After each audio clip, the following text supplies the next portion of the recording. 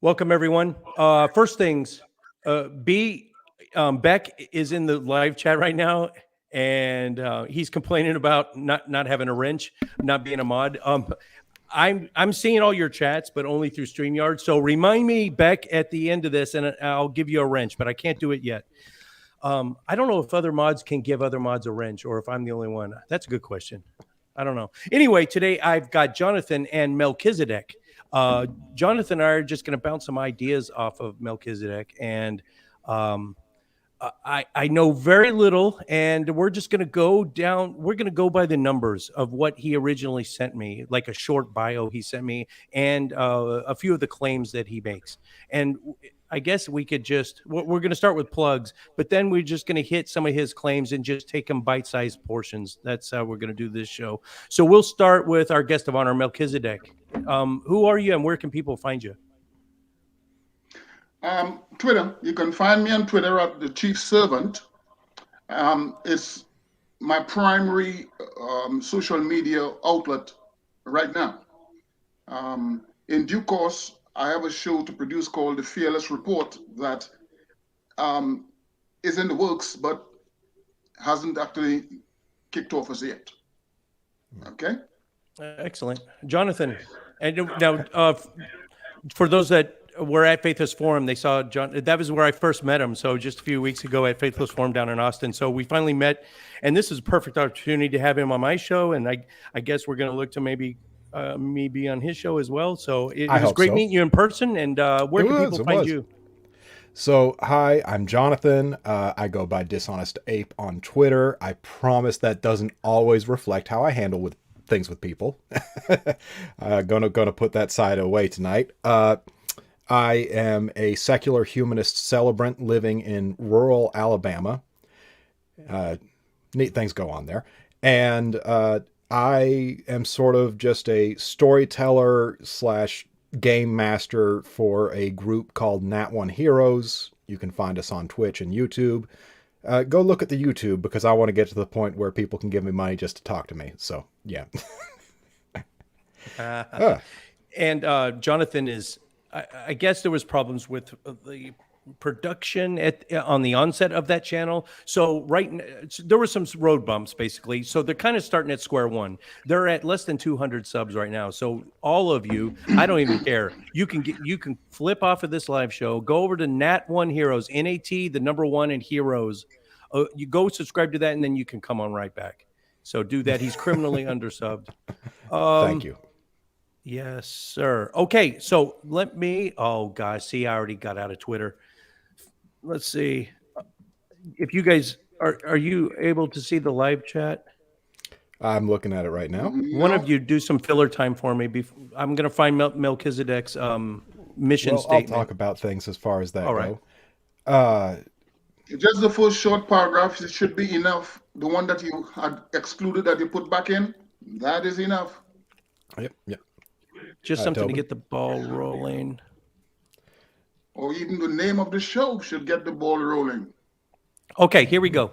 Now, there's like 3 things I want to talk about, and I'm sure Jonathan will too.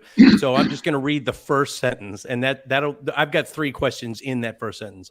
Atheism is impractical and self-injurious because it is instituted and it is maintained by practitioners who have fallen victim to a purpose misconception of religion, like the conventional religious practitioners they disdain. Do I need to read that again, or do we have it? Atheism is impractical and self-injurious. We have a misconception of religion, therefore being an atheist and what defines us is based on a misconception of what we're fighting against. Therefore, it's impractical and self-injurious to us. Yes. Any thoughts on that, Jonathan, or Melchizedek? I have to ask, when you say atheism like that, are you talking about the atheist community, or what do you mean when you say atheism in general with that?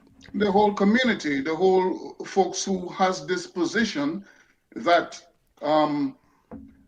there's no causative factor.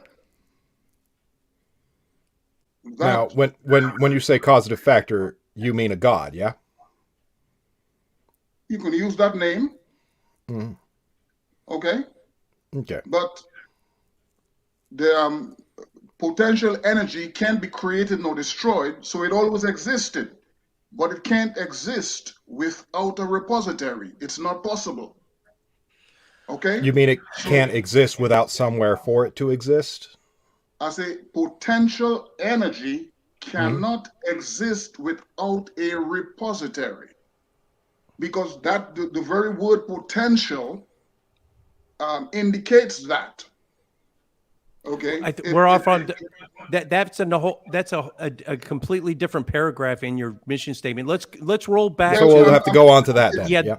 yeah. it's Well, what getting me to the place where the question that he's seeking to ask. no, that's a totally different concept. It's a totally different topic. And We're we're going to talking be about getting what. to it Yeah, okay. later in this thing. Yeah. Well, now, Jonathan asked you, like, what do you mean by atheism? And you brought up the atheist community. But are you also talking about atheism as a ideology? Like our entire ideology, our lack of belief in deities is somehow flawed? Well, yes, because of what it is based on. It's based on a misconception. That's what I'm Oh, saying, and I'm going to oh, I see. explain that. Okay, I That is get what you I now. was seeking to explain, the misconception of the thing that causes, the average person who's an atheist has been psychologically molested by religion. Now, That's it. I And find and so, molested, if I huh? may, I find Go ahead. molested is an incredibly loaded word. Ah, It comes with it certain things. Like I'm sure you don't mean he touched my hypothalamus in the no spot. Like I'm sure you don't mean that. Like do you To mean molest doesn't mean necessarily right? sexual. In It's Spanish, molestar is to just bother someone. It's a I'm verb, just familiar. means to well, bother. is the reason that I use the word psychological to precede molestation, I because figured. the molestation is of a psychological nature. Okay, so Is that if you were so British, you the might say thought processes has been is sent out of of its axis, for the yeah. want of a Well, better term, by since that. since I promised I wouldn't say the F bomb in the first 5 minutes, if you were British, you might say psychologically buggered. No, no, because that would still mislead what I'm trying to convey. You understand? That would still Forgive mislead. my inaccuracy for the sake of the joke. Yeah, I know, I know, but I don't want anyone to link those two things there. I'm strictly speaking, about mental faculties and its ability to rationalize in the way that we should. That's what I So mean. essentially, you mean this has messed with our mental faculties? Yes, that's Oh, in what the a long term psychological. permanent way, or just ideologically. Well, ideologically, and if if it doesn't allow a person to acknowledge fact, because I was on Twitter the other day with some folks, and he was asking me some questions, and I laid out immutable, scientifically verifiable fact, and he couldn't acknowledge it, because if he did, it would cause him to shift from his position. And since he didn't want to let go of his position, it's like a rebound situation, like a woman or a man in a bad relationship, and they break up, and they're going to have a relationship with someone else because we all need that social interaction, but they sort of gun shy. You know what I'm saying? And Mm. you carrying that all hurt and that how that the pain from that relationship caused you to start thinking. You have brought that thought process into this new relationship, and there is no logical reasoning for it based on the relationship that you're having, but it's there. It's still there. You understand? And that's what I encountered. So when you ask if it's a long term, I'm saying the effect of this psychological molestation has caused a lot of folks who refer to themselves as atheists to put up a protective wall that anything that would bring them to acknowledging, well, look, here's evidence of a creator, would be rejected. You know, any evidence that you bring forward, you understand, inability to acknowledge it. Hence the reason, and I'm going to close here on this little tangent, I don't want to go too long. Hence the reason that I was bringing up potential energy and its conversion to kinetic, because the average person who see themselves as an atheist, is everything about that aspect of our life is based on the same thing that the misconception of religion is based on: superstition, mysticism, supernaturalism, and all these stuff. Once you come into fact-based conversation and arguments, they can't deal with that, which is where I am at. I am not in the superstition business. I'm not in the supernatural business. I'm not in the mysticism business. Okay? I am in the business of bringing sound scientific evidence of what I'm speaking about, namely the very name of this show. Yeah. Okay, so I'm not going to talk about, well, because I believe this or I believe that. No, I'm coming evidentiary. Okay? So when we get to this point where we're talking about potential energy, that's stored energy. That's stored energy that's based on the relative position of various parts of an internal system. Like when we say potential energy, we're talking about a spring that is compressed or stretched. We're talking about a steel ball that's been raised above the ground. Like I look at this, and this is a mathematical representation of work that can be used to perform a function. I don't Another understand. example, sorry to step on you, Jonathan. Another example I would guess would be the universal singularity at t equals 0. At the moment of the at the moment of the Big Bang, wouldn't that be like maximum potential energy? I don't know. Well, it's not. It's not describing potential energy per se. It's acknowledging the fact that to exist, it must exist in a repository. That's the point that I'm making. I mean, it exists in the system with which it's located. Like the spring itself, the energy is stored in the spring. That's a repository, Jonathan. That's a physical object, yeah. I mean, yeah, but it's a repository. I'm using a word that will cover anything you can bring, whether it's this cup, this pen. Okay. It doesn't matter. The word repository covers all the different aspects you can possibly bring up to say, well, here's where potential energy is stored. I'm just using one word to cover the storage of potential energy. We clear?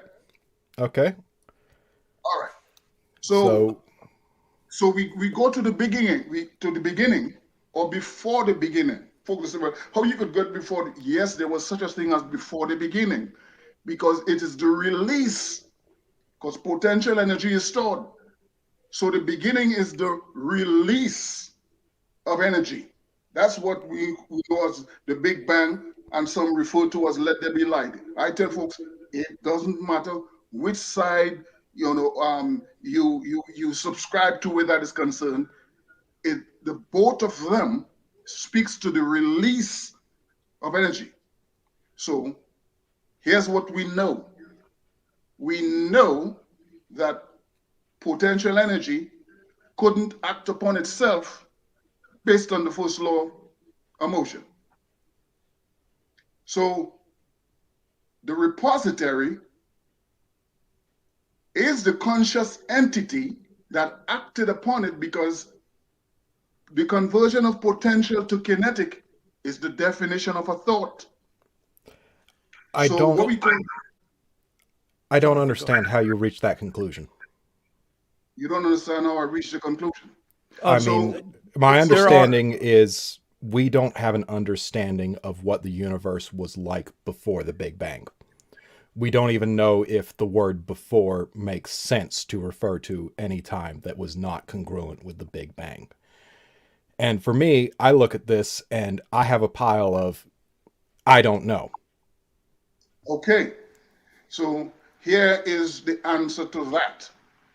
The answer to that is the fact that this same law of motion tells you that if this pen were to move for whatever reason outside of my hand moving it, it means that there's a power source and something transmitting the power to the thing that you see moving, because that's what motion is.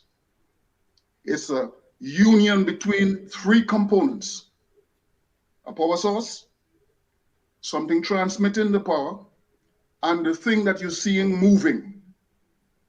That's motion. So once just a Melchizedek, if I could jump in. Okay, current cosmology, the entire the inflationary theory only goes as far back as 10 to the it could be 10 to the negative 23rd seconds. I've heard 10 to the negative 19 seconds. It doesn't go all the way to t equals 0. The theory is a fraction of a second, a tiny fraction of a second after t equals 0 is when time, space, and matter began. Our current best theory doesn't go that far back. It goes to just a fraction of a second after, and then from 10 to the 23rd second and beyond, they have a very robust theory of what happened. In fact, they can definitively say that like photons began at 380,000 years after time began. So what you're claiming is you know what happened at t and what caused t, that power source that set it in motion. My two questions are: where's the evidence for that? Where's the peer-reviewed published papers? And second, three things. And how did you come upon this knowledge? And how come you're the only one that knows and we don't? Because Melchizedek has no beginning, no end. So now we're speaking about the formless aspect of this individual you call Melchizedek. You are also the same, but you are simply haven't acknowledged that fact as yet, because I have articles here that tells you that 99.9999999% of your body is empty space. Okay? Empty space. And what we once thought was nothing has now been found out to be everything. You understand? In other words, what we once considered empty space, people like Setterfield and Dolphin, who has an article on the net called Atomic,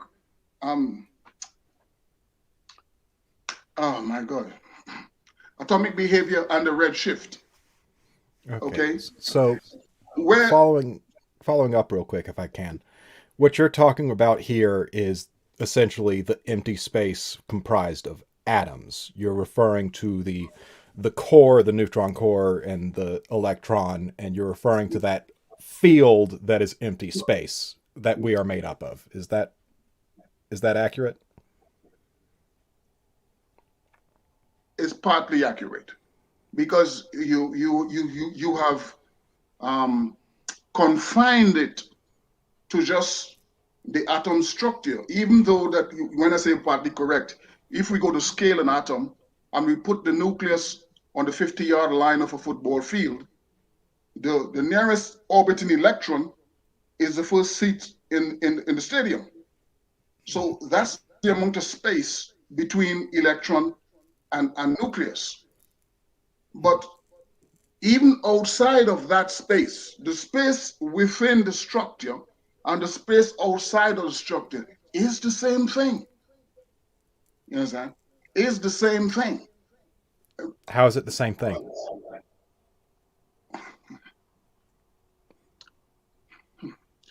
Because there is no matter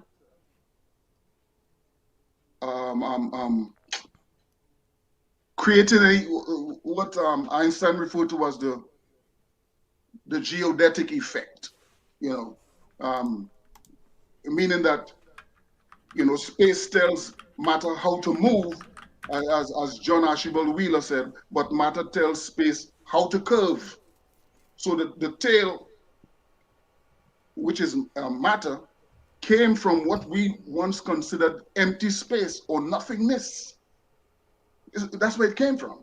Because as Jim so rightly said, that cosmologists has been able to put a time on when matter started forming after the release of energy. Okay? So we know there was a time that there was no matter had been formed as yet. It was just pure information and its repository. That's it. What do you mean by information there? See that?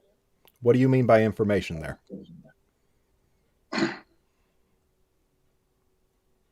What do you mean? How do you want me to answer that, Jonathan? Well, I'd like to know what you mean by information. I don't know how else to ask the question. I hear the word information and I automatically assume that there is a necessity for a mind to be understanding something and to express that to another mind in order for information to exist. Like you and I, when we're talking, we're trading information. What do you mean as far as things existing as information versus existing as matter? DNA can broadly be referred to as information, but it's not information in a precise definition because there's no intelligent agent imparting that information to us. So it's kind of one's a loose definition, one's a very precise definition. I think we're stumbling on that. I don't think we've talked about DNA yet, though. I was just using that as an example. Just or the Hawking radiation coming out of a black hole. Apparently, anything that falls into a black hole leaves its two-dimensional imprint on the event horizon, which blows my mind. Which that would be information that's vestigial, or cast out from the original. So I was just using those as an example. In the live chat, many people are asking you, Melchizedek, it could at t equals 0, because I, like you said, it stated that the universe had it seemed to have had a beginning. Our best theory is a fraction of a second after t equals 0. So we don't know what happened at t equals 0. But if something set that in motion, does it have to be an intelligent agent? Does it have to have a mind? I think that's also kind of what Jonathan's asking. Well, of course. And here is the answer, or the evidence rather. Potential energy was converted to kinetic energy. That is intelligence. Okay? The electromagnetic spectrum, you understand? That was created. In other words, that is a conversion of potential energy that was just there. It was just there. It is the conversion of potential to kinetic, which is an intelligent action. I don't understand how that is. Well, okay. When a tree falls in the wood, is it intelligent? Using some of the things that you just mentioned, like the spring, okay? It was spring is potential energy. for you to convert it into kinetic, it takes intelligence to do that.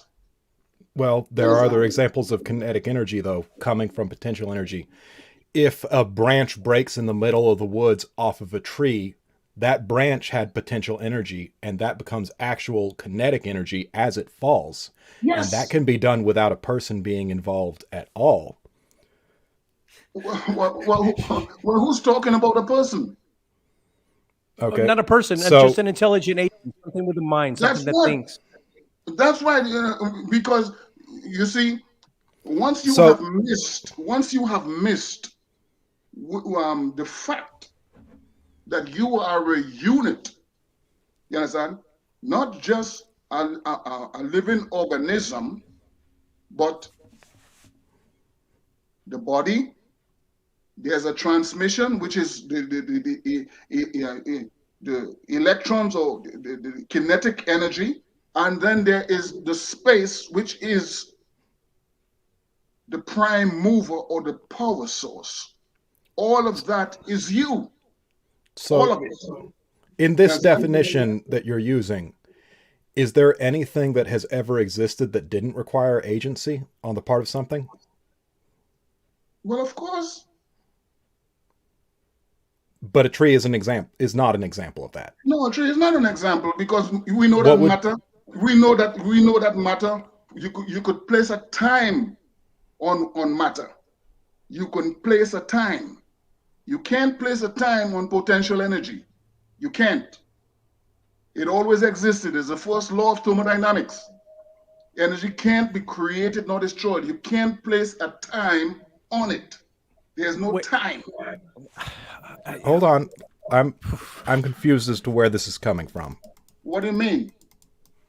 I mean that I am confused, and I'd like to take a moment to think about this. You mean you're having a hard time digesting some of the stuff that I'm saying? Because, as I said earlier, it will interfere with the position that you have. I'm not sure if what you're saying can even be digested. I'd like to get to that point. Okay. So can I take a stab at it? The first law of thermodynamics informs us that energy cannot be created nor destroyed. You have a hard time digesting that? The first law of thermodynamics is that the total energy of an isolated system is constant. Energy can be transformed from one form to another, but can neither be created nor destroyed. There are transferences of energy.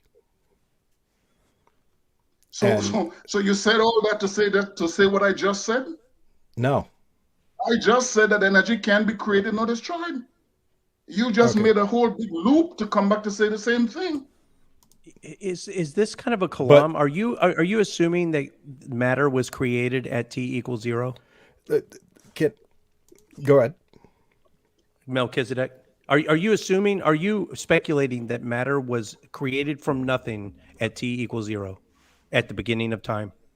I'm not saying no nothing, because potential energy is not nothing. Okay, I know your claim, but it sounds like the assumption what I'm saying is that matter didn't exist prior to then, right? Or prior. What does that mean?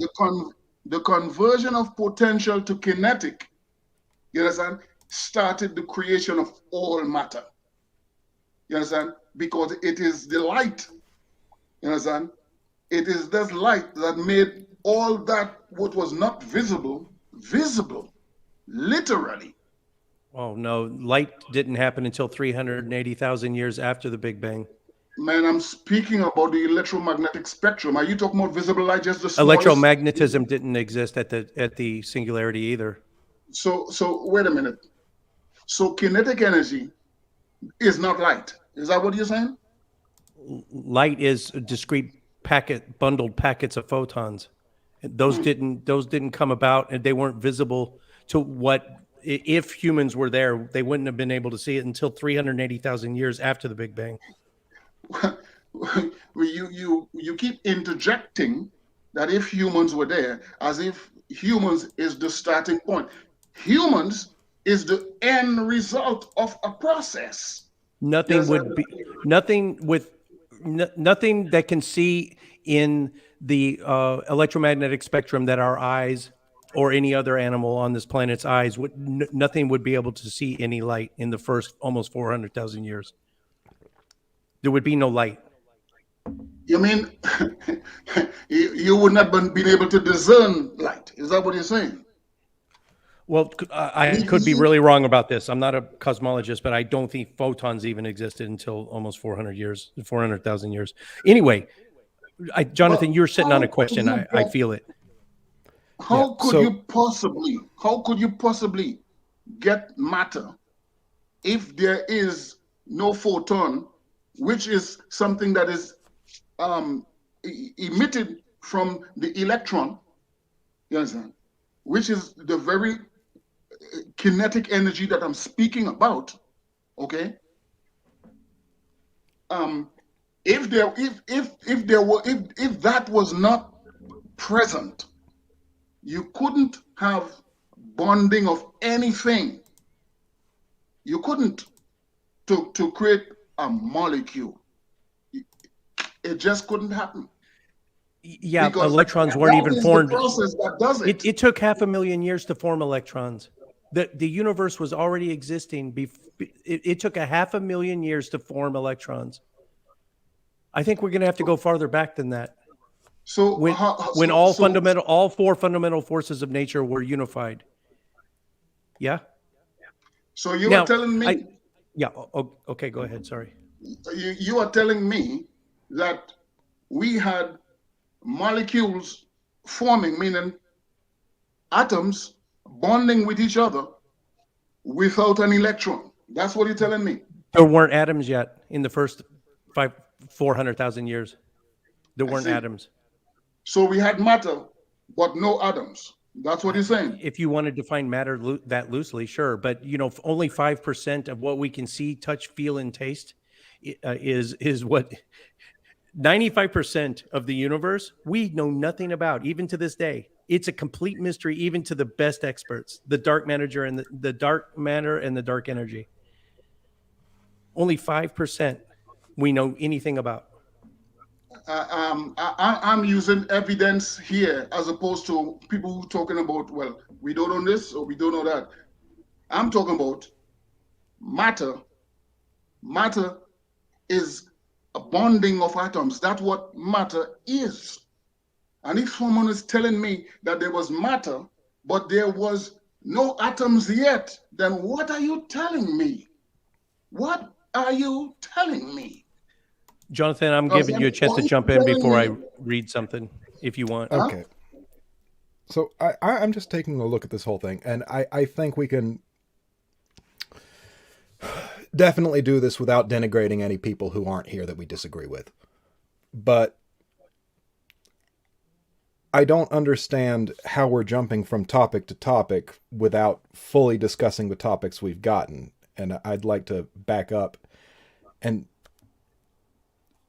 say, at what point is intelligence involved with the shift from potential energy to kinetic energy? I still don't understand that on any level. The moment it became kinetic, that action is evidence of intelligence, meaning the repository. Can you put that into a syllogism for me?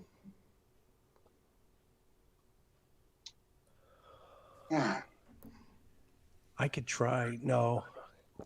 I took Richard Carrier's critical thinking course, and I learned how to put things in syllogisms, but I don't think I could do it. I don't think I could put this into a syllogism.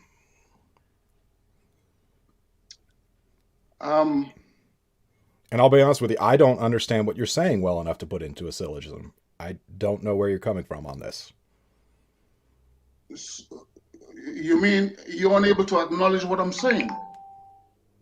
Because you're looking to see where I'm coming from as opposed to, well, here's what I'm saying. Because okay, let's not put words into my mouth. This is what I'm getting from you. You understand? That you're more interested in where I'm coming from as opposed to, well, here's the evidence he's presenting and examining the evidence on its face. Okay, the evidence itself is that what you were saying, the evidence is that potential energy can become kinetic energy.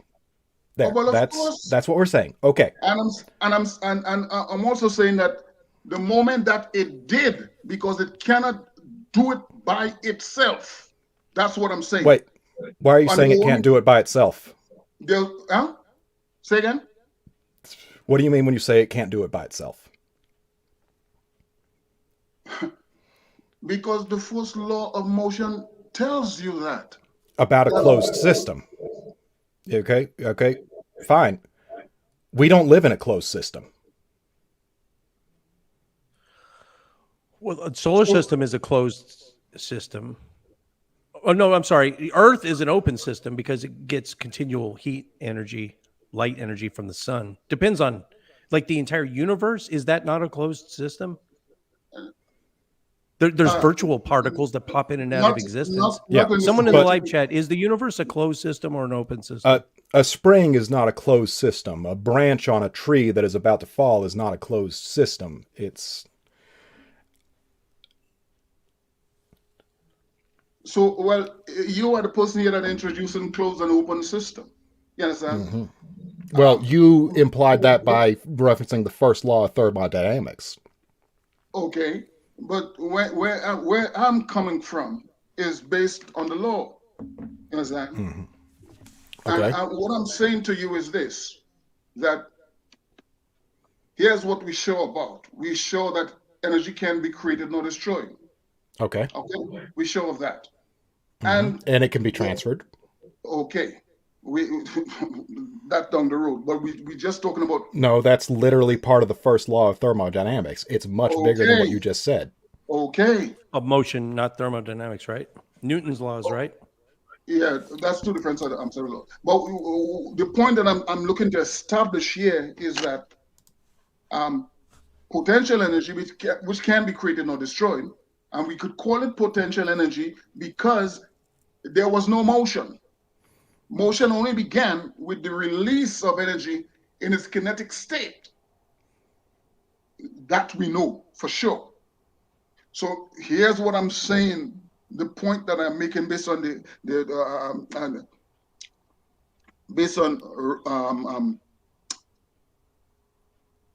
I would call it deductive reasoning.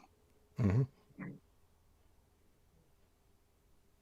Since potential can't exist without a repository, we know that there was a repository, and we now have people like Setterfield and Dolphin who have made us to understand what we thought was empty space. What we're talking about is not with any atoms or any matter in it, just what we consider the vacuum. Now has more energy in 1 cubic centimeter than should I read that for you? Let me read that. It's just about 4 lines. In our galaxy, there are in excess of 100 billion stars. If we assume they all radiate at about the same intensity as our sun, then the amount of energy expended by our entire galaxy of stars shining for 1 million years is roughly equivalent to the energy locked up in 1 cubic centimeter of empty space. This is Setterfield and Dolphin speaking. Setterfield is still alive. He's an Australian scientist. Dolphin has moved on and passed us. So what I'm saying to you here, Jonathan and Jim, is that which we consider empty space is us. In that, since motion is a power source or prime mover, a transmission, and a body, all three are us. All three. So what we consider an empty space and is nothing, that's us. And the fact that the atom structure tells us that means that, and it is reflected in different articles showing that everything, this pen, your microphone, this mouse here on a computer, everything is 99.99999% empty space. No, But empty space is not nothing though. Empty space well, is something. well, that's the point that I'm making. I'm saying Okay, before that, okay. he thought it was just empty space and it was just nothing. But I'm saying Right. that is us. You understand? The term human being, in other words, that empty space is the being. The human is a thing that was formed later down the road to it's the word human is an adjective. When I first found that out, I had to sit down because all my years of schooling in the regular schools, I never knew that. Okay, so the human is a creation of you, the formless being, to demonstrate the ingenuity of your potential. You understand? No. But that can't be done if those three components do not form a perfect union. It can't happen. There would be what they call a deviation, because What everything three things moves. specifically are you referring to when you say? Talking about the power source, it's the system of motion is output of the power source transmitted by the transmission to the body to demonstrate the power source's output. That is motion. That law. Okay, what's the first thing? I need to back up a little bit here. What's the first thing? The first thing of the three things you mentioned. The first thing is what? Is the power source. Okay, power source. Second thing. The second thing, the transmission. Okay. And the third thing is the body. The one that you can see. Okay? So whether it's a car, a ship, a train, a plane, the same principle applies. It doesn't change for a human, even though that we think it doesn't apply to us. That's what I'm saying. Looking at this, and I don't know anyone or any field of science that defines a body in these terms. In what terms? The three we just mentioned, the three I just wrote down: power source, transmitter, and body. Transmission and body. Okay. It would be the source of the energy, the transference of the energy, and the effect of it on another form of matter. Like remember those balls those chrome balls? Remember back in the 70s, you lift one up and that ball on the end, it would move. So it's the motion. It's the motion of that ball falling down. It transfers through all those balls, and then it makes that last one go up. But it takes us raising that ball to drop it. Is that kind of what you're saying, Melchizedek? Well, that's what I'm trying to explain this here, John, that there must be a causative factor by whatever name you refer to that causative factor by. It doesn't matter what name you refer to it by.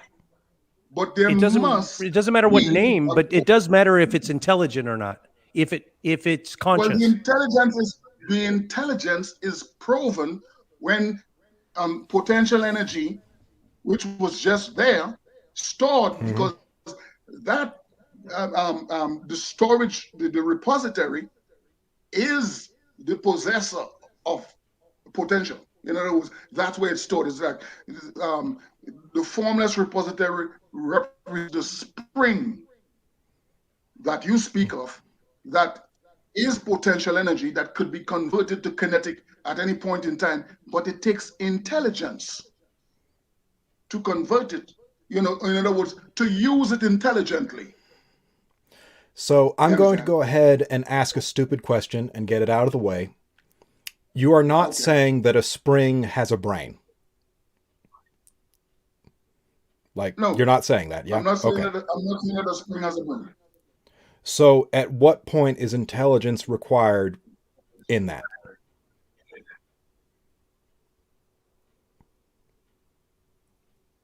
Exactly. Why is intelligence, any form of intelligence, required to set the wheels in motion? Because it can't, in other words, potential cannot become kinetic without an outside source acting upon it. It just can't. Okay. You Okay. understand? Outside source. So Gotcha. that Closed system versus open the system. outside Outside source source. acting upon it. Mm-hmm. Say again? What about the outside source? Say again? What about the outside source, sir? The outside source. That's what I'm speaking. I'm speaking about the repository of potential energy. It's repository. Okay, so gravity would be the outside force acting upon a tree branch. That is the outside source that causes the tree branch to have both potential energy and then later kinetic energy, and eventually break. Gravity doesn't have a brain that I know of. Yeah, but when you speak of gravity, you can't have gravity without matter. So you coming down late in the game to make an analogy with something that occurred late in the game. Yes, and because you must have matter. Potential energy and kinetic energy came late to the game anyway, didn't they? No. How could they possibly? No? How could potential energy come late to the game when it can be created or destroyed? Okay. How could it be late to the game? So are you saying kinetic energy was late to the game? Well, yes, it came off. It came. So by your logic, we shouldn't even be talking about kinetic energy because it came late to the game. But we want to use that for the example of a God existing? Well, I don't understand, Melchizedek. I really don't. I don't understand where you're coming from here at all, on any level. And it's not because I'm not trying to. Well, wait a minute. Maybe because, as I said, your position, you were entrenched in your position, so the facts doesn't matter to you. And you're accusing me of motivated thinking, which is honestly, I like you. I like you. I like laughing with you. We had some good moments here. But that's a really shitty thing to do to me. And I want to like you. I do. And I do like you. But how am I supposed to have a conversation with you when what you want to say about me boils down to you don't believe me because you don't want to? No. You interjecting this word belief into this conversation. Belief is important to this conversation, yes. Well, that's your interjection. It is not mine. Okay. I'm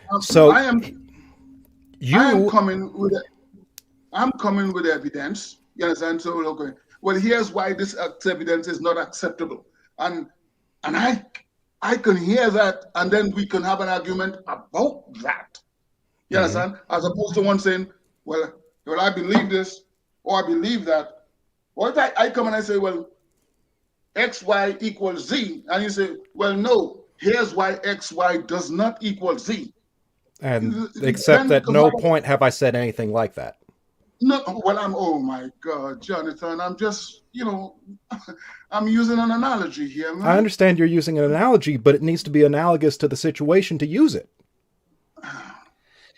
If I could jump in, let's back up a couple squares. So have we, you know what dawned on me just now? Melchizedek has not once, it's either a 400-pound gorilla in the room. I don't suspect you're purposely avoiding the statement, but you have not once said the word God,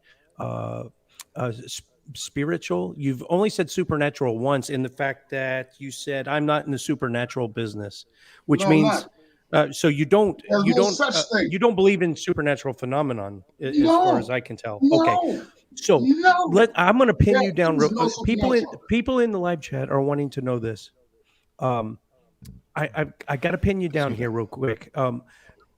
What is your, if you don't know, that's okay, but what is your speculation that kicked everything off? Was it intelligent or not? Did it have an IQ over 40? What is it? Something that knows more than us and is looking out for our best interest, perhaps? Jim, it's us. But your interpretation of yourself. That's why when I said a while earlier that I wanted to introduce Aaron Ra to himself. You understand? Okay, yeah, I get what you're saying, but humans didn't exist 13.8 billion years ago. We couldn't have created ourselves. It was the same stuff. Oh, is that what you're getting at? Jim? Yeah. I'm trying to understand. You are human and you are being. You understand that? Yes. Okay. The human is an organism, is a physical organism. The being is not. But it's you. That is what part of a Homo sapien is not Homo sapien? Define it. Is it a soul? There's no part of Homo sapien that is not Homo sapien. Jonathan, Melchizedek, do you mean being in the sense of an action of being? Is that what you mean with that? Well, yes, existence. Being, existence, meaning the thing, the repository of energy was always existing because energy always existed. Okay, so you're saying that the energy... its repository have to always be existing also. So that is the being. You are saying that the energy that we are comprised of existed from what we call the beginning. Well, yes, because it just goes like this.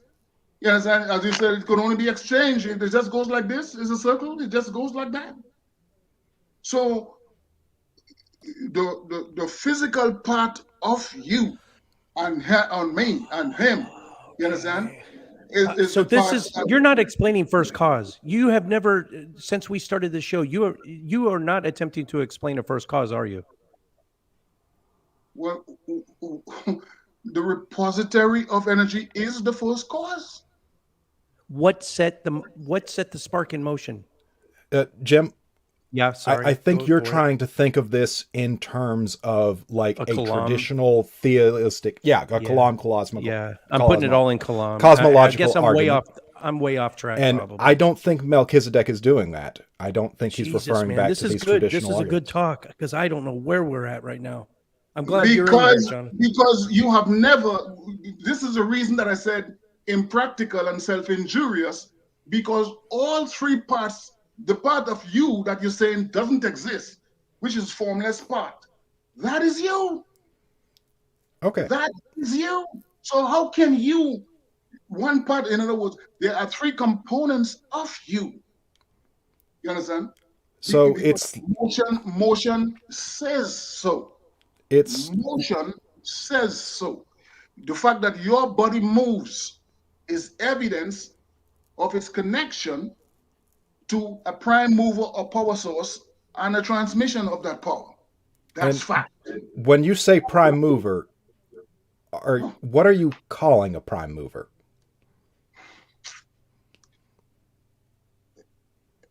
Jonathan, you just want to get into semantics, man. No, this is we're at the question that needs to be asked. Everyone in the live chat's wanting to hear it. Is it a God? Are you, if I may ask, are you a Christian? Do you believe in it? A Christian is the enemy of Christ. Is the greatest enemy of Christ. Okay. There's no are you a theist? Let's get more broad. Are you a theist? Do you believe in an intelligent divine agent? I don't have to believe. Okay. Do you accept the fact of an intelligent divine agent? I'll get there eventually. Do you accept that there is an intelligent divine agent? It is a fact that the formless part of you, Jonathan, and myself is the intelligent agent in the universe. Is it an outside intelligence, or is it all internal? Is it all result of us? Is there an outside intelligence? Because it sounds a lot like pantheism right now. Outside of what? outside of humans? You say humans are all, we're the source of our own intelligence. I didn't word that very The well. being, you're You're mixing up the being, and so it's like being and existence are the same thing. There's nothing. The word being, there is nothing special about that word. It just means to exist. okay. So I'm saying that before there was ever a human, there was the being. Is that acceptable? I don't know how you conclude that. Huh? I mean, there were things that existed before humans. I'm not talking about a thing, because the being is not a thing. Hmm. Because we have just seen that 99.99% of your body is empty space. That is the being. My brain hurts. What we considered empty space. You understand? So now,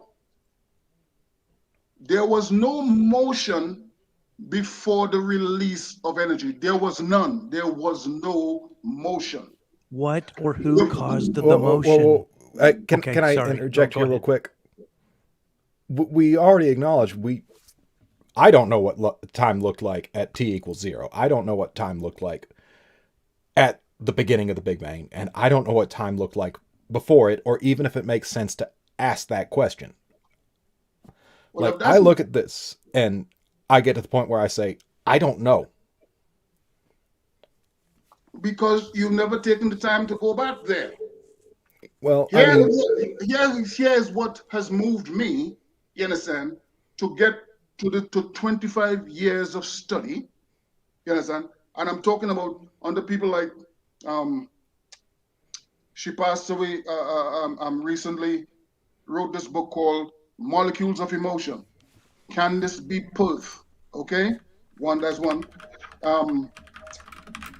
The scientist in right now lives in Israel is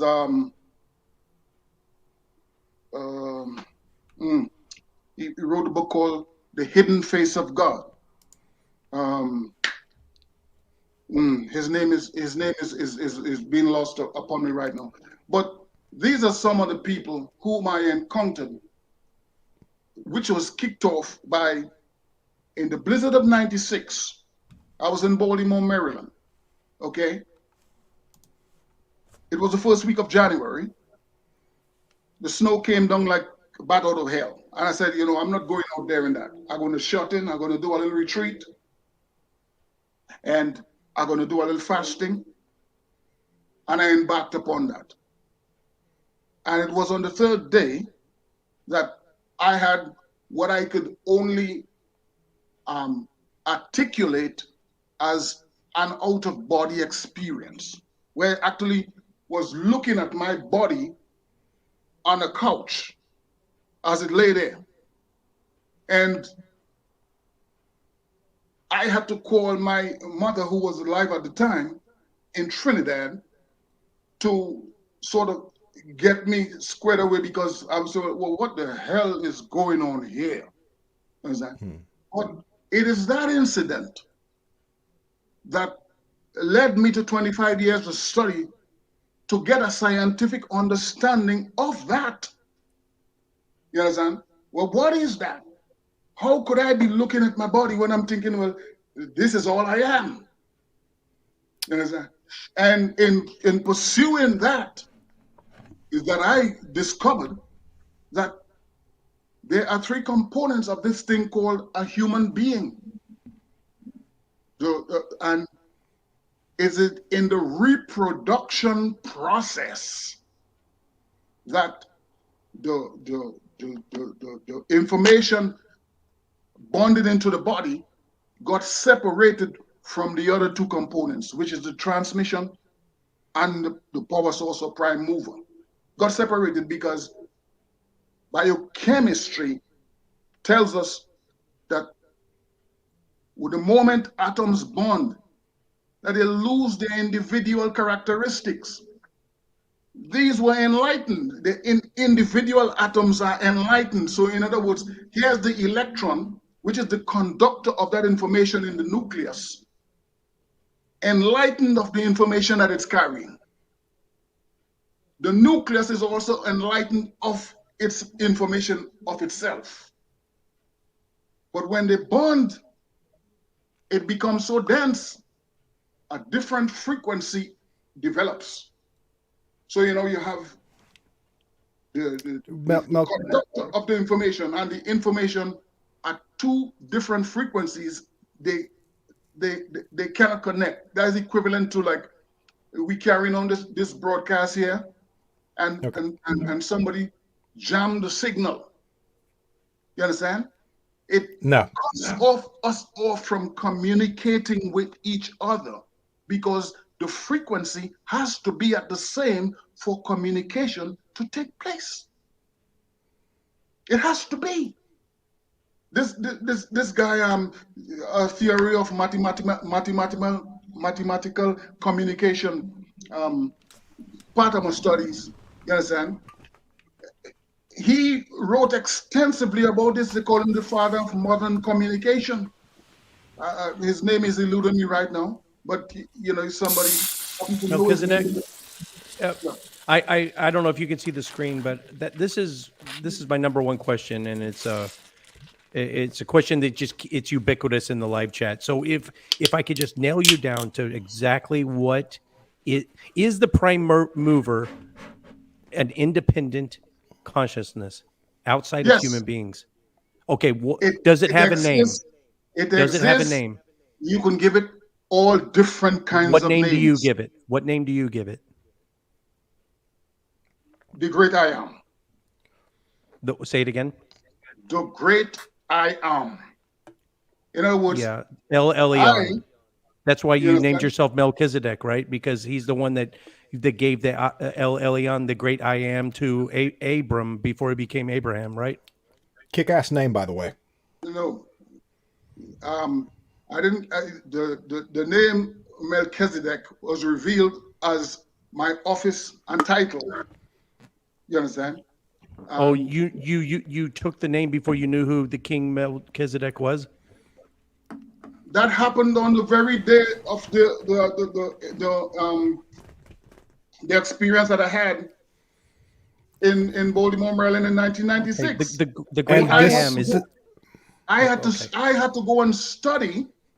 You understand? Because I remember telling a woman, that I am Melchizedek, and she asked me, well, how many years you been studying? And I said, well, study? I didn't know that I had to study, but yes, I did.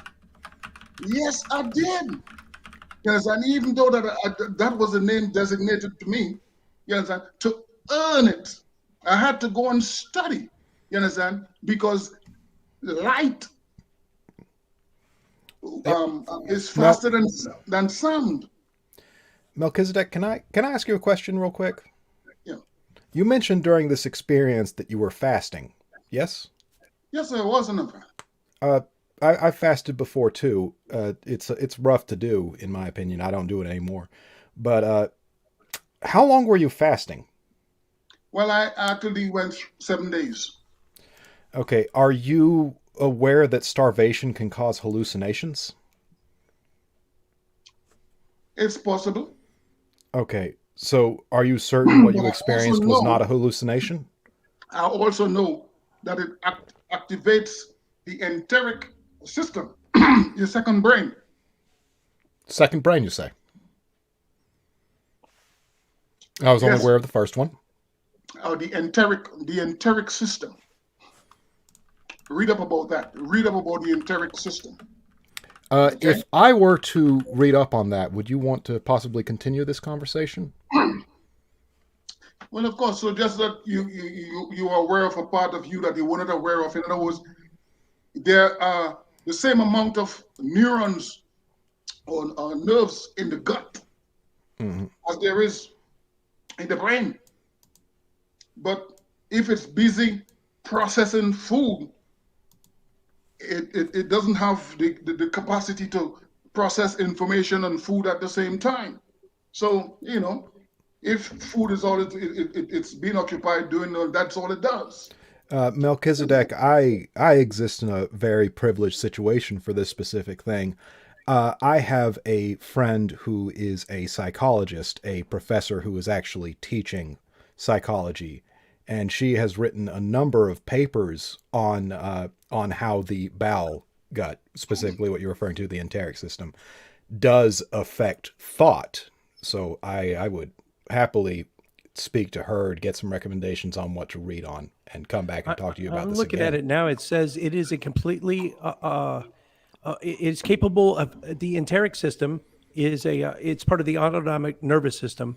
It controls the bowels, like you guys were saying. It's capable of acting independently of the sympathetic and parasympathetic nervous systems.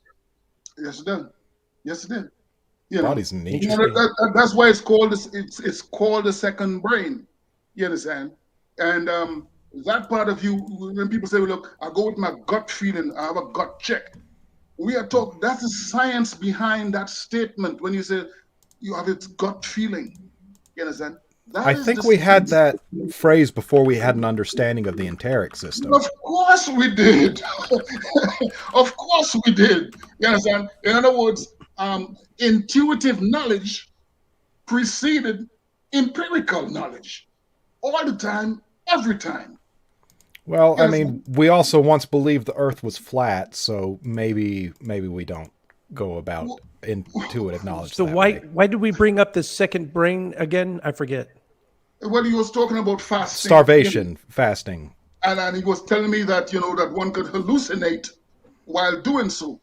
It's very common in the late stages of starvation to hallucinate. Yes, but I was also bringing. What does that have to do with the gut brain, though? I was bringing to his attention also the other benefit of it. You understand? In other words, it's like with anything is if you're walking on the edge, you know that if I go deep into starvation, I can hallucinate, but I could also get to the point where I could get certain clarity that I couldn't get while going about my normal day-to-day activities. So you have to balance the two. There are risks involved. One could say, well, man, the risk is too great for the reward, and shut it down. You can do that. You understand? So, Melchizedek, how would I tell the difference between a hallucination and a spiritual experience brought about by fasting? Well, you use the word spiritual experience. What word would you like me to use? Is there a more accurate word? I use the word I call it an out-of-body experience because I found myself outside of my body. You understand? Okay. And is there myself outside of my body, looking at my body, and I wanted a scientific understanding of what was that. Yeah, and I'd like to understand exactly what that was too. But yes. So how would you determine the difference between a genuine out-of-body experience and a hallucination?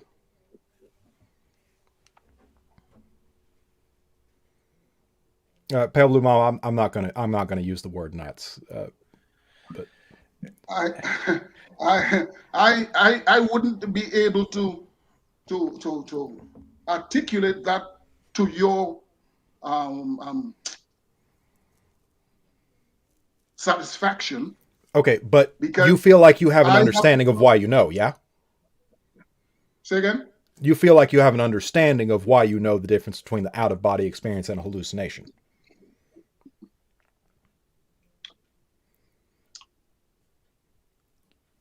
Yes, because my studies confirmed it. Okay, but you can't articulate that to me. Huh? But you can't articulate that to me. Well, you're asking me to articulate the difference between the two. So now, you're asking me to articulate the hallucination, and which I haven't experienced, which I don't have a handle on to come and tell you, well, look, if this or that occurs in the process, that's a hallucination. And I am unable to articulate that to you at this point in time. Okay, so can I ask, maybe do you have any idea what it would... Yeah, okay. maybe at some point in time. But what I did, I went on a study to understand what has happened to me. You Okay. understand? And in doing so, that I found out that I am a formless being. I understood that because the motion of my body is irrefutable evidence of its connection to a prime mover or power source and something that transmits that power. That is fact. It is a fact for anything that moves in the universe, whether it's a planet, a submarine, a dog, a cat, a train, whatever. So it That almost is sounds that like to me that you're saying that there's a history behind the molecules that we are made up of. And I agree with that. I agree with that 100%. There is a history behind what we are made up of. But I'm looking at this and I go, how do you assign an intelligence to things that existed before what we think of as the start of intelligence, what we think of as the start of life and everything like that? Well, the only thing that you can come to grips with that is with that sort of thing is to understand that the human part of you is the most dense part of the equation. I mean, I Okay? agree that I'm And incredibly dense, but we don't need to throw insults here, no, Melchizedek. no. I don't want to take that as a I'm just being I don't funny. want to I'm take that sorry. as I don't want to take that as a put down in any way whatsoever, because what I'm saying is that applies to every single human being. Every single human being. You understand? Is why we have a thing called school, I because you have believe to go Jim's through raising things. his hand there. Okay, go ahead, We Jim. have 18 minutes left, and the last 10 are for Oh my final thoughts and God, plugs. So we haven't we gotten got we got anywhere. really 10 more minutes to continue this. I just want to get one more question out there. I want to try one more time to nail you down on the prime mover. And last time I got as far as the most high, right? No, the what was it now? I forget. Yeah, That was me You the the week asking of the for a face of name? storm. Is that what you mean? yes, You the asking for I a name? am, the I am that I I said am, the you most are high. you ask what is the name that I Is refer is to that the is your name for the prime mover synonymous with Yahweh, the God of the Old and yes New Testament? yes Yes. another Okay. name Bam. All right. Now we another name. okay. Now we can start the conversation. Okay. So that is. Do you admit that that is pure speculation? What? The prime mover is The name. in the identity of the prime mover is the God of the Old and New Testament. Do you admit that that is pure speculation, not based on anything testable, verifiable, peer-reviewed, falsifiable? Yes. Well, let me put it to you in a gentle way like this, Jim. The en- the entire Bible is you patiently teaching your dense human form the futility of trying to operate independently of you. You understand? No. You, Jim, you understand? Because you were there. Even though since your disconnection based in the reproduction process, you can you have no way of or you haven't gone through the process of knowing, or not just knowing but acknowledging, because that's the first part. First you have to acknowledge that the motion of your body is evidence of two other components involved in its motion. And once one refuses to acknowledge that, everything else that I say becomes like moot or irrelevant or undigestible. You understand? But that fact, what I'm saying is, if it moves, there are two other components involved in its motion. And the average atheist have a hard time acknowledging that, because if he does, it starts to shift him from the place where he has entrenched himself. You understand? Jonathan, I'm going to give you like the last 5 minutes before we start final thoughts. Yeah. Is it okay if I use those last 5 minutes to let Melchizedek talk after I ask him a question? Yeah, that was kind of where I was going with that. Yeah. Melchizedek, in the body of work, the little sort of almost paper that Jim had sent me that was a copy paste of what you had written, you kept on reaching back to force equals mass times acceleration in that. F equals ma. Yeah. And I don't think I've heard this in here. And I know we've had a whole bunch of moving parts to this conversation that haven't fit into me there. So allow me to just throw another wrench into it. Where does that fit in? That's just the equation for motion. So I use it to show the three components. Force, mass, acceleration. Yes. So the acceleration like represents the transmission, and the mass represents the body. So those three components, you understand? Where motion is concerned, you must have that in a union, or the motion is a dysfunctional motion. You understand? No. The very first reason that the founding fathers of these United States listed for establishing a constitution was to form a more perfect union. That's the very first reason. Because if we don't do that, then the others that come after to establish justice,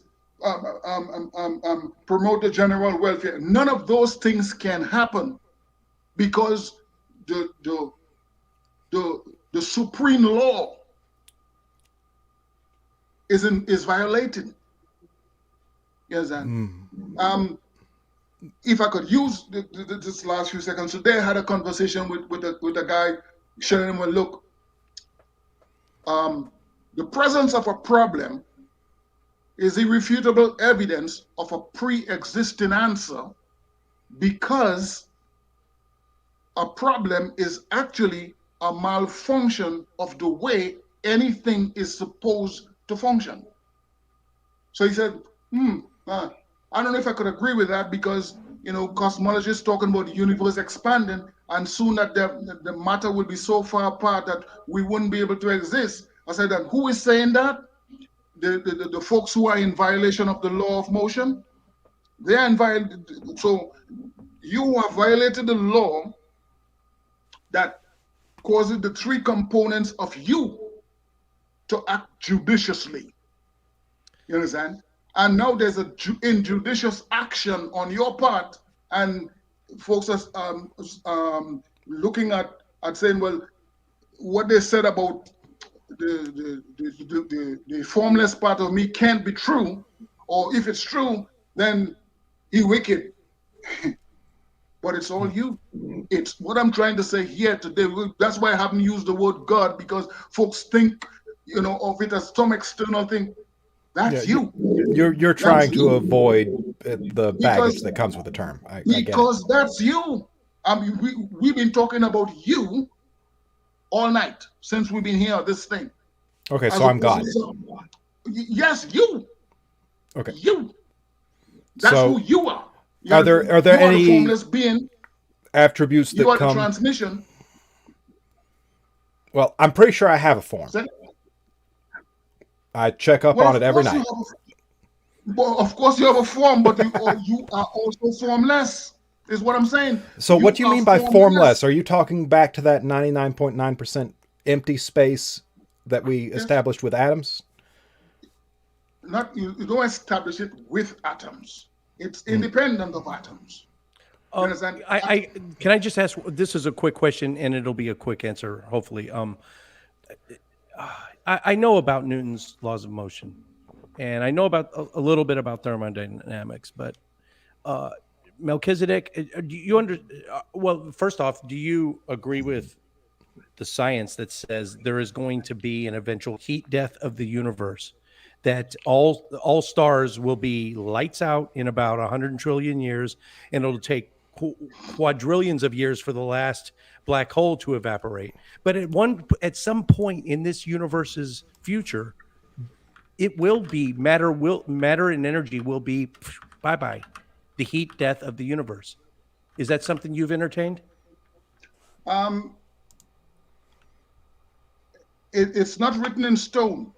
The reason that it's not written in stone, because the most intelligent or the most versatile reproduction of this universe that you're speaking about, those very things that you're speaking about, the most versatile reproduction of that is us. All that is needed is for the law that we are violating, that some haven't acknowledged that, well, look, that is the fact that we violated this law in the process of by becoming a form. You understand? In the process of reproducing our form, the law was violated because the conductor of information is no longer conducting the information. The information is now saying, well, we can conduct ourselves. And you know what? We're doing a shitty job of it. You understand? We are doing a shitty job of it, because the fact remains, just as what's her name, the lady who was coming on and trying to prove that Amanda, the internet, whatever her name was, you understand? The internet, whatever problem was happening, is demonstrating that information cannot conduct itself. You understand? It needs that signal. It needs kinetic energy or light. It needs it. In other words, that is the reason that it was converted into kinetic energy, to conduct potential energy. The separation that took place at biochemistry, we have to acknowledge that, well, this is a fact. And the reason that school is mandatory is that that is supposed to be taught, because religion, which the word means to bind, is what attempted to create this reunion in the first place, and they made a mess of it. You understand? They made a mess of it. So the school, which is the child of religion, you understand? Because it's only later down the road that the government got into the business of education. But all education came out of the mosque, the school, the synagogue, name it, the religious organizations. Is they're the ones that produce the schools. So the school now move into the science, because omniscience, omnipresent, and omnipotent is the same being. 7 minutes. I'm going to start with Jonathan and end with Melchizedek. Jonathan, can you tell everyone the name of your channel and where people can find you, what you do on that channel? So I am Jonathan. You can find me on Twitter at dishonestape. I am a dumb fuck who specializes in knowing that he is in fact a dumb fuck. And if you want to listen to me play pretend with other adults, you can follow me over at nat1heroes.com and NAT, either the number 1 or spelled out 1, heroes.com. That'll take you to the YouTube, which I'm trying to push right now. And I just want to say, Melchizedek, I saw your original thing and I expected you to be a lot more confrontational than this. So I want to say I appreciate how kind you have been during all of this. It was a much warmer conversation than I was expecting when I agreed to this. Same here. Thank you very much. And also, I have to know what that hat is called. What is that hat? This is one of the things that I got within that experience then. You understand?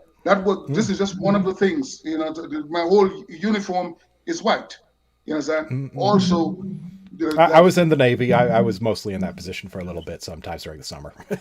Well, yes. Well, it's a militant mindset to discipline the most dense part of the mind, which is what we refer to as the human form. Okay, Yes, so if I wanted to buy one, what would I Google search? um, I couldn't tell you that. I think it's like those Kangols that LL Cool J used to wear. It's the same thing. I just have it turned in a different way. It reminds me of a rolled Dixie cup, the hat they wear in the Navy. If you roll it down and then steam it a little bit, it'll take that shape kind of when you pop it back out. Yeah. Yeah. Well, it keeps me present. When I say present, mean I the being, because I the human. You understand?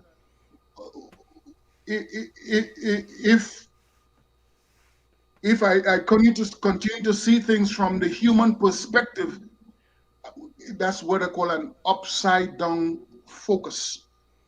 It's the being, and this is a thing that this is my form that I created, you understand, to demonstrate the glory of my genius. Yeah. And okay, Melchizedek, I completely threw us off with the question, fine. Jonathan. but And the other last thing is, you guys were talking about. So this might be a good collaboration or opportunity for further discussion on, I guess, the gut brain. You're going to bring on an expert on that. So just keep that in mind. Well, Maybe on your my show. friend does not like to make appearances on things as far as that goes. I definitely consult her, but she doesn't make appearances. She is not out to her family. Oh, I see. Well, the cameras can be Tobin, turned I off. am drunk. You may have noticed that I had 3 beers during this whole thing, and the first one was spiked. So, Well, aside from 2 White Claws at Matt Dillahunty's house during Faithless Forum, I haven't had a drop in 2 months now. And it's purely for health reasons. As soon as I get down to my goal weight, I'm probably gonna party. But So Melchizedek, how we've much got time like is 3 that? minutes left, 4 Okay, minutes left. So let me utilize that. Let me utilize a part of Sure. that 3 minutes to bring it to the attention of you and the viewers that our conversation here and what I'm spoken about, it's not theory, because I've taken it into a court of law. When I say I've taken it into a court of law, I've written a motion, you understand, disqualifying a judge, and I've done it with 3 so far. I've just received a traffic ticket, and I go to court and ask me to plead, and I say, well, I'm not pleading because I have a motion here that disqualified the judge based on the New York Code of Judicial Conduct, Part 100, Section 100.3, Subdivision E, Paragraph 1, which requires a judge to be impartial. And here's my evidence that I've laid out in this motion that you are partial, because in our reproduction as a human being, a separation of the 3 components that we are took place. And you haven't done anything to correct that. So you are partial, because since you are 3 parts of yourself, it is equivalent to if you are disconnecting the drive shaft from the transmission and the body. You understand? That is, you are partial to injustice to yourself. How can you dispense justice to me when you're doing that to you? okay, 3. 2 minutes. Three Where so where far. can people find you, Melchizedek? Right now I'm only on Twitter at the Chief Servant. You don't have a the YouTube Fearless- channel?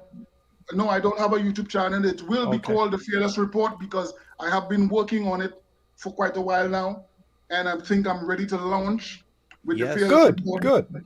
Excellent. Yes, because that would touch on the real culprits that is maintaining the separation of the components of the unit known as a human being. And I'm talking Okay. about the Council for Higher Education Accreditation. That's what I'm talking about. CHIA, who accredits all institutions of learning. Jonathan, you had something else before we No, wrap no, up? I just wanted to warn Melchizedek, be prepared for a lot of hate watching, but I'll definitely check it out. You're Well, going to get some hate yeah. watching. I will subscribe. Absolutely, I will. Okay, so that wraps it up. Day after tomorrow, who do I have on? I forget his name. It's same last name as me, so it's Gary Hall. and it's going to be he's going to be the first Quaker we've ever had on our show. And joining me will be Godless Granny and Jim Majors to bounce some ideas off of him. We've never had a Quaker on, so that'll be Sunday. I'm still doing my disc golf and health thing. Thanksgiving kind of ruined it a little, but back on the horse. You got to, you pack on a couple extra pounds, you dust off, get back on the horse. So I got that little side series going, and I will see you all Sunday. And thanks a lot for your time, guys. Hope to have you back on soon. Please.